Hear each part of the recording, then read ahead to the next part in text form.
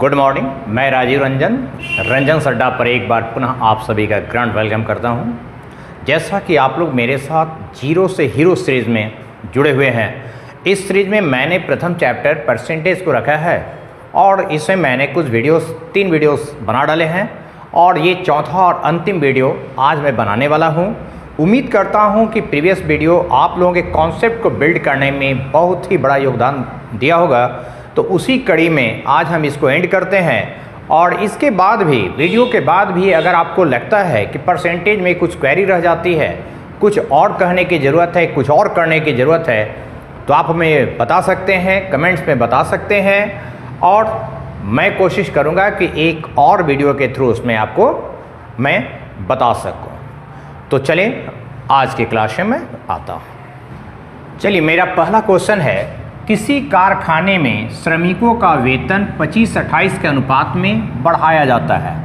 बढ़ाया जाता है का सेंस क्या है? पहले कम था और अब अधिक हो रहा है। यहाँ 25-28 के अनुपात में बढ़ने का सेंस, यदि पहले वेतन 25 रुपये की थी तो अब बढ़कर हो गई 28 रुपये की, लेकिन श्रमिकों की संख्या को 30% से घटा दी जाती है। अब आपसे पूछ रहा है संपूर्ण वेतन में कितने % की कमी या वृद्धि होगी। स्वाभाविक सी बात है, कोई भी कंपनी एक समय के डिमांड के अनुसार अपने आप को अपग्रेड करता है।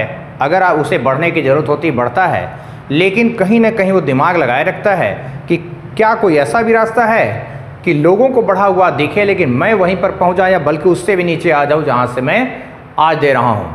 तो यहां भी हम देखते हैं कि वो अपनी चाल में सफल है या असफल है। तो यहां पर हम सबसे पहले देखते हैं दो चीज़। एक, वेतन की बात हो रही है, पहले था वेतन 25, अब का वेतन है 28।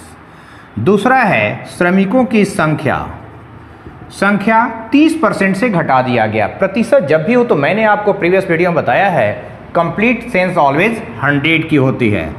इसका मतलब यह है कि पहले अगर 100 की संख्या में श्रमिक थे तो अब घट के हो गए 70। तो पहले जो वेतन हम दिया करते थे वो 25 गुना 100 के रूप में होगा और अब जो वेतन हम देने वाले हैं वो 28 गुने 70 के रूप में होगा। अब हमसे क्वेश्चन है, वेतन में कितने % की वृद्धि या कमी होगी। तो परसेंटेज वृद्धि या कमी किस में? प्रारंभिक में। मतलब कि मेरा बेस जो है ये हो गया और अगर बेस ये है तो इसका मतलब ये 100% के रिजल्ट को कवर करेगा। तो हम चलें, हमारा अभी का वेतन 25 गुना 100 है जो कंप्लीट है, इसलिए 100% को कवर करेगा। और दूसरी तरफ अभी का वेतन है जो बढ़ने के बाद हो गया 28 × 70, ये कितने % को कवर करेगा। ध्यान रखेंगे हमारे पास दो तरीका होता है, एक जो चेंजिंग हुई उसको मैं यूज़ करूँ परसेंटेज बनाने में, और एक होता है मैं नए को बना दूँ। तो अगर पुराना 100 है, अभी वाला लग से 110 हो गया, तो मैं कह सकता हूँ कि 10% की वृद्धि हो गई। और जस्ट अपोजिटली अगर ये 85% हो गया तो मैं कहूँगा कि 15% की कमी हो गई। तो बस यही तरीका हमें अडेप्ट करना है। 100 कैंसिल, 5 बचे, 5 से किए 14, तो वाट 14 8 112, 11 14 दूनी 28 और 11 39 बटा 5, 5 सते 35, 4 42, 5 8 40, 2 40, 20, 5 का 20। यानी कि नए वाला वेतन प्रारंभिक के कंपैरिजन में 78.4% हो गए। तो स्वाभाविक रूप से आप देख सकते हैं कि ये डाटा 100 से कम है, इसका मतलब ये कमी हुआ। और कितना कमी हुआ?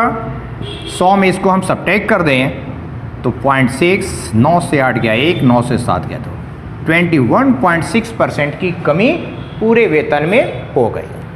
सवाल है, रमेश ने अपनी कुल धनराशि का 20% शिक्षा पर और 25% किराए पर खर्च किया। शेष का 15% उसने अपनी पत्नी पर खर्च किया और बचे हुए 18,700 रुपये को उसने बैंक में जमा कर दिया।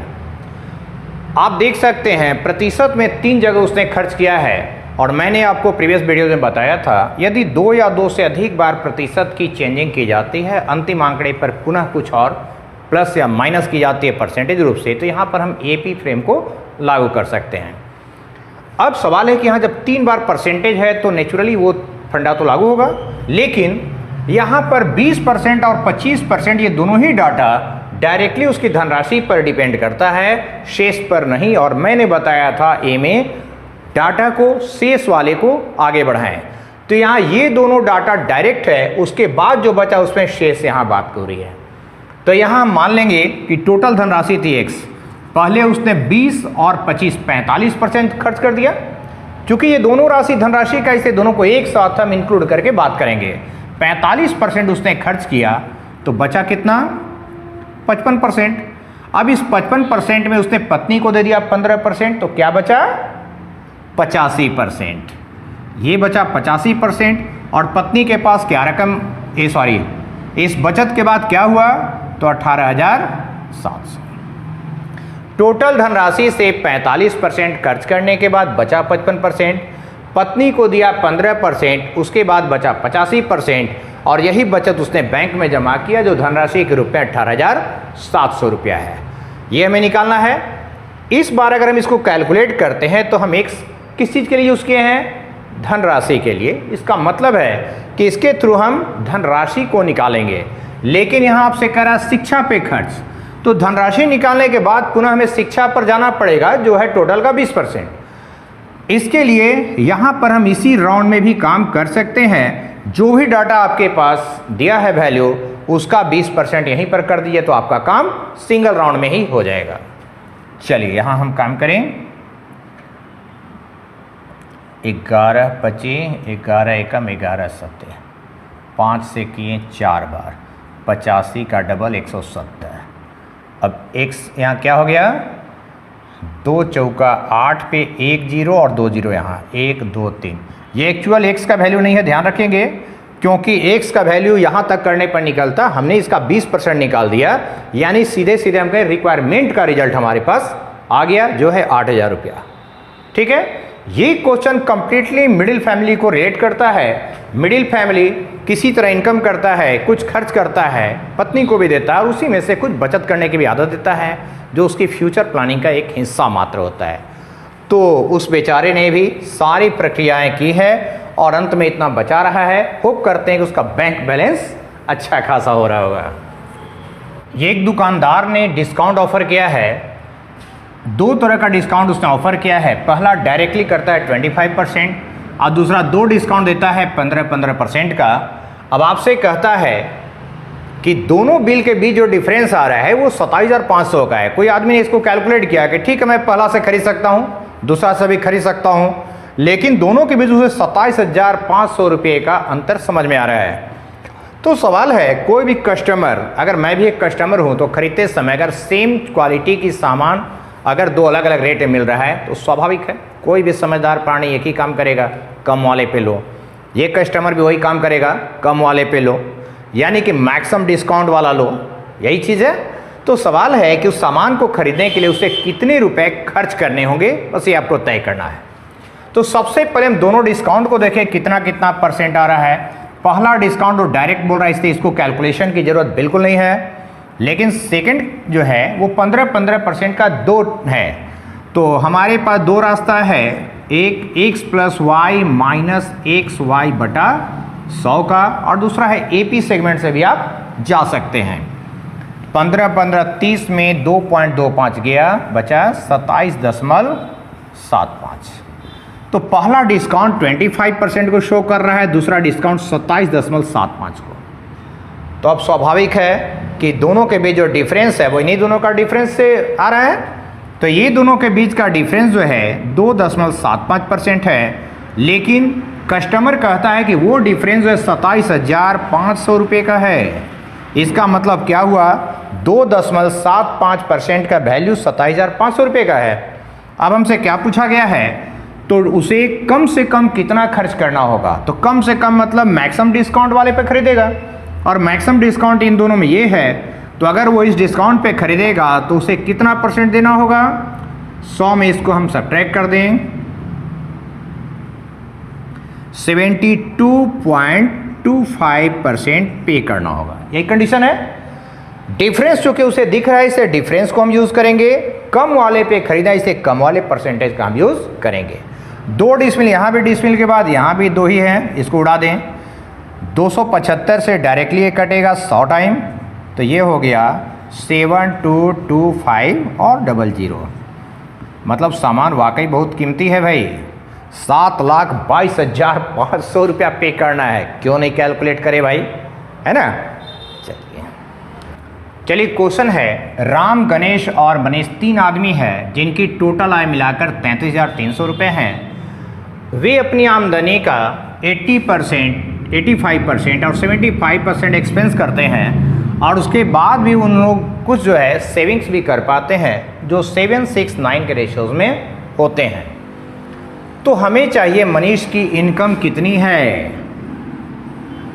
अगर हम मान लिया कि इनकम पहले आदमी की x थे, पहला आदमी दैट मीन्स कि राम के इनकम अगर x मान लें, उसने 80% खर्च किया तो बचत कितना परसेंट हो रहा है, 20%। किसका, इनकम का। और ये डाटा कितना बता रहा है, तो 7 का रेशियो में, तो यहाँ x का वैल्यू कितना बोल सकते हैं, 7 × 100/20 यही होगा। यानी कि कह सकते हैं x का रेशियो 35 है इनकम के हिसाब से। अब डायरेक्ट हम चलेंगे y के लिए, क्या करेंगे, सेकेंड डाटा है 6 का, तो 6 × 100 कितना बचा रहा है वो, 85 खर्च कर रहा है, दैट मीन्स 15% वो बचा रहा है। 15 चौका 60, यानी कि ये हो गया 40 सेकेंड आदमी। अब थर्ड आदमी पे चले तो वो z अगर मान लिया तो इसका जो है बचत वो 9 के रेशियो में है, तो 9 × 100/25, 25 या 75, 15, 25 चक 150, यानी कि 36। ये 3 रेशियोज होगा इनकम का। अब डाटा इनकम का हमें दिया है जो इतना के अनुपात में बांटना है, सीधा सा केस है। तो 33300 जो है वो टोटल को रिप्रेजेंट करता है, किस चीज़ का टोटल, तो इनकम के टोटल। तो इनकम का टोटल से डिवाइड कर दीजिए, यानी कि 111 हिस्सा बनेगा। और आपको किसका चाहिए, तो मनीष का। मनीष किस नंबर का आदमी है, तो 3rd नंबर का, यानी कि इसका है 36 रेशियो। ठीक है, ये जो वैल्यू है टोटल को रिप्रेजेंट करता है। टोटल का मतलब इन तीनों का सम, और हमें किसका चाहिए, तो मनीष का चाहिए, जिसका कि अपना वैल्यू 36 का है। बड़े आराम से कटता हुआ आपको नज़र आ रहा होगा। 36 × 3 108 होता है और 00, यानी कि मनीष की जो इनकम है वो मात्र 10,800 रुपये है। सवाल है, ए और बी की आय में 9:4 का अनुपात है। ए की आय में 15% वृद्धि हो गया और वृद्धि के बाद उसकी इनकम हो गई 5,175 रुपये। बस यही मेरा टारगेट हो गया। हमारे पास डाटा कौन सा है, तो 5,175 है। ये किसको रिप्रेजेंट करता है, ए के नए वेतन को। तो ए का पुराना वेतन जो 9 था और नया वेतन में क्या चेंजिंग है, तो 15% बढ़ रहा है। जब भी परसेंट की बात होती तो मैंने बताया था मूल डाटा को 100 लेकर चलना है। कोई भी डाटा अपने आप में ऑलवेज 100% ही होता है। अब हमें चाहिए क्या, बी का नया डाटा। तो बी का जो इनकम था वो 4 था और इसकी इनकम में 40% की वृद्धि हो गई, दैट मीन्स ये बढ़ के हो गया 140। बस यही करना है आपको।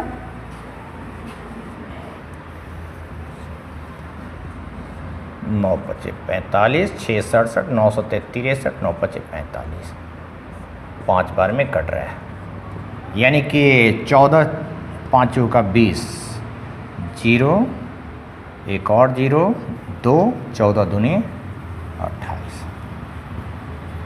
इसका मतलब है कि बी की इनकम 40% वृद्धि होने के बावजूद मात्र 2800 रुपये की होगी। सवाल है, किसी विद्यालय में छात्रों का 2/5, छात्राओं का 1/4, 15 वर्ष से कम उम्र वाले हैं। अब विद्यालय में टोटल 2000 विद्यार्थी हैं, जिसमें छात्राओं की जो संख्या है वो टोटल का 40% है। अब आपसे पूछ रहा है 15 साल से अधिक उम्र के विद्यार्थियों की कुल संख्या बताइए। 2000 विद्यार्थी स्कूल में होने का मतलब है कि वो स्कूल बेहद अच्छा है, जरा सा भी उसे संकट नहीं है। लेकिन अब लड़के कितने हैं, लड़कियां कितनी है, बस ये देखना है। और उसमें भी कौन 15 साल से कम का है, कौन 15 साल से अधिक का है, उस पर ध्यान देना है। तो 2000 टोटल बच्चे हैं, उसमें 40% जो है छात्रा हैं। क्या हमें छात्रा चाहिए, 15 साल से अधिक उम्र के टोटल विद्यार्थी।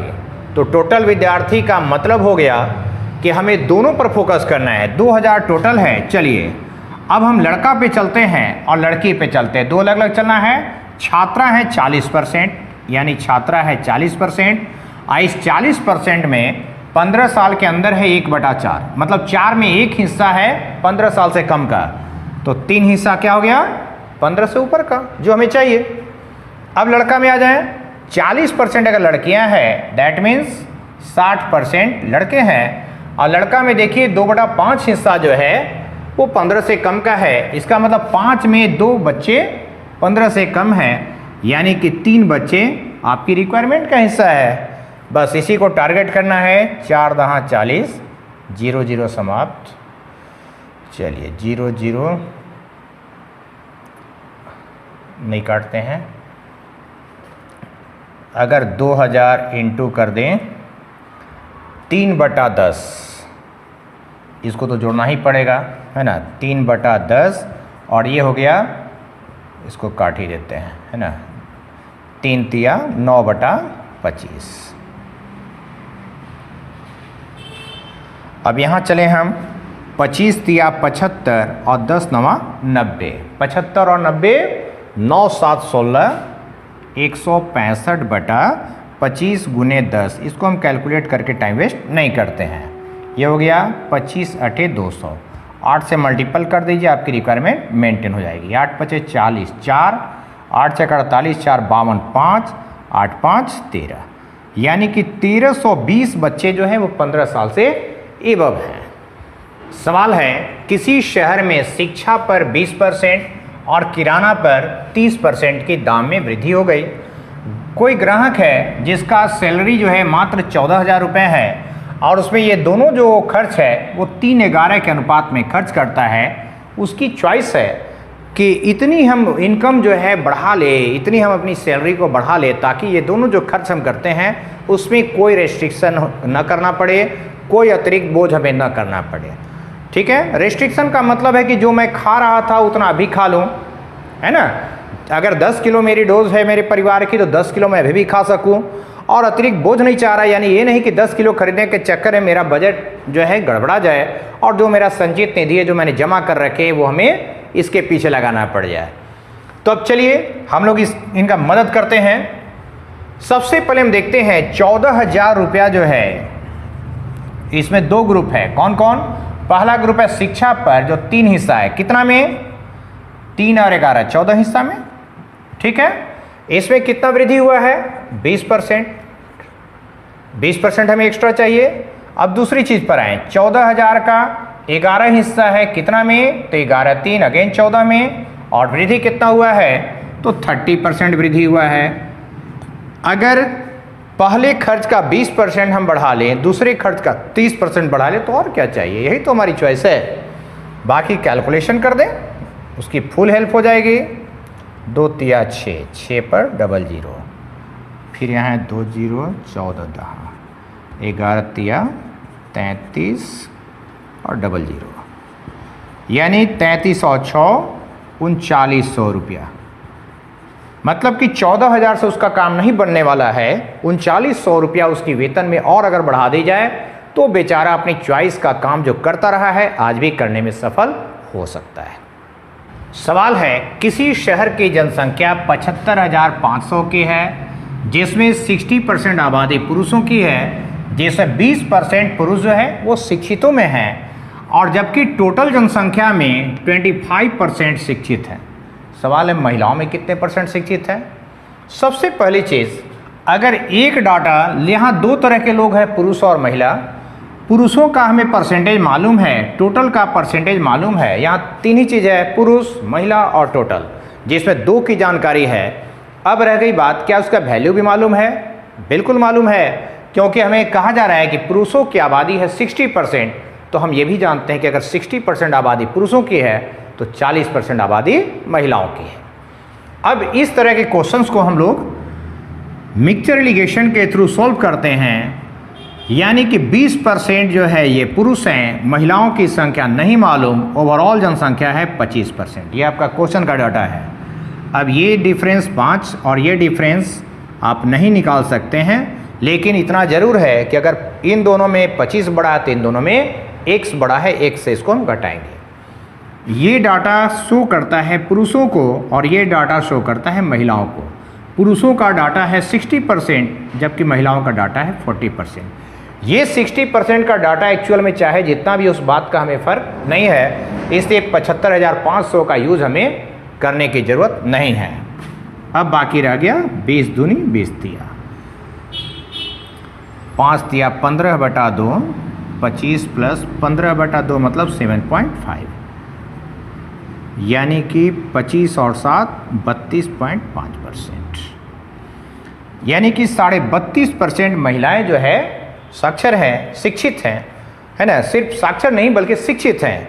तो आप देख सकते हैं कि महिलाएं जो है इस क्वेश्चन में भी बाजी मार रही हैं। जो आज के युग में भी आप देख रहे हैं कि लगातार रिजल्ट्स में महिलाओं का परसेंटेज बेहतर होता जा रहा है, निखार आया है महिलाओं के पढ़ाई में, जबकि लड़के जो है कहीं ना कहीं पिछड़ते चले जा रहे हैं उनके मुकाबले। मेरे क्वेश्चन में भी ये सिलसिला जारी है। सवाल है, किसी शहर में पुरुष और महिला 7-8 के अनुपात में मौजूद हैं, जिसमें बच्चे जो है वो पुरुषों में 25% है और महिलाओं में 20% है। अब आपसे कहता है उस शहर में वयस्क महिलाओं की संख्या 1,56,800 है और आपसे कहता है शहर की जनसंख्या कितनी। तो यहाँ भी हम एपी से जा सकते हैं। पूरे शहर की जनसंख्या को हमने x माना। ये डाटा किसको रिप्रेजेंट करता है? वयस्क महिलाओं को। तो वयस्क महिलाओं के बीच से ही तो होंगे। तो सबसे पहले महिलाओं पर अटैक करते हैं। यहाँ महिलाओं की संख्या 8 हिस्सा है, कितना में? तो 7, 8, 15 में। ये हो गए टोटल महिला। अब महिलाओं में हम अगर बच्चे को हटा दें तो बचेगा कौन? वयस्क। तो महिलाओं में 20% अगर बच्चे हैं तो वयस्क हो गए 80%। और ये डाटा कहता है इतना। ध्यान देना है, बड़े इत्मीनान के साथ आप ये काम कर सकते हैं। माइंड को बिल्कुल स्थिर रखना है और समझना है कि कौन सा डाटा यहाँ पर यूज हो रहा है और ये डाटा कैसे हमें पहुँचना है। चलिए, 8 एकम 8, 7 76, 8 9 72, 4 48, 8 6 48, 00, 8 दूनी 16, 3 36, 8 चौका 32, 4 40, 8 25 40, यानी 15 से गुना कर दें। 15 25 75, 7 60 7 67 6, 30 6 36, मतलब शहर की जनसंख्या 3,67,500 की है। चलिए, क्वेश्चन है, ए कोई सामान जो उसके पास 10,000 रुपये का सामान है और वो बी को बेच देता है 20% का लाभ लेकर। बी वापस उसे 10% हानि पर सेल कर देता है। अब सवाल है, ए को उस पूरे सामान के लेन देन पर क्या प्रॉफिट हुआ, इसे रुपए में आपको बताना है। जब रुपए में बात करना है तो इस डाटा का महत्व है। ये डाटा आपका 10,000 रुपये का सामान है। आपने जब बेचा तो आपको 20% का लाभ हुआ। दैट मीन्स कि आपने 120% पे सेल आउट किया। अब उसने 10% हानि किया। ये आपको 100 - 10 नहीं करना है। वापस वाला डाटा डायरेक्टली उतना को रख देंगे और ये जो डाटा है यही आपका आंसर होने जा रहा है। 120 गुना 10 1200 रुपया, यानी उस आदमी को 1200 रुपये का बेनिफिट हो जाएगा।